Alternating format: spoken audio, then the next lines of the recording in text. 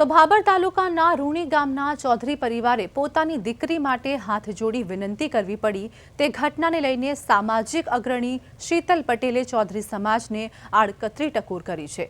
તેમણે સંદેશ આપ્યો કે આજના સમયમાં ચૌધરી સમાજ સક્ષમ અને મજબૂત બન્યો છે, તેથી પોતાની સમાજની દીકરી માટે બીજા સમાજ સામે હાથ જોડવાની સ્થિતિ ન આવવી જોઈએ। સમાજની દીકરીને લઈ જતા પહેલા કોઈ પણ વ્યક્તિએ 100 વાર વિચારવું જોઈએ, કારણ કે સમાજ પાસે પોતાની દીકરીના સન્માન અને અધિકાર માટે ઊભા રહેવાની શક્તિ છે। પટેલ, આજે હું 2 દિવસથી એક વિડીયો જોઈ રહી છું, જે આપણું ચૌધરી સમાજનું દંપતી છે કે 2 હાથ જોડી અને હું ફલાણા ભાઈને વિનંતી કરું છું કે અમારી દીકરી આપી જાઓ।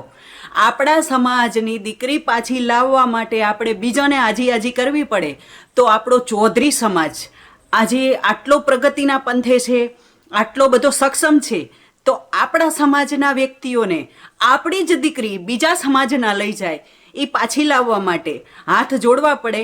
આ ક્યાં સુધી યોગ્ય છે? એટલે તમામ મારા ચૌધરી સમાજના ભાઈઓ અને બહેનો અને વડીલો બધા અત્યારે એટલા સક્ષમ છે અને બધાને મારી નમ્ર વિનંતી છે કે જે કોઈ આપણી દીકરીને લઈ ગયો છે એ હાથ જોડી અને પાછી દઈ જાય। એટલા આપણે સક્ષમ છીએ।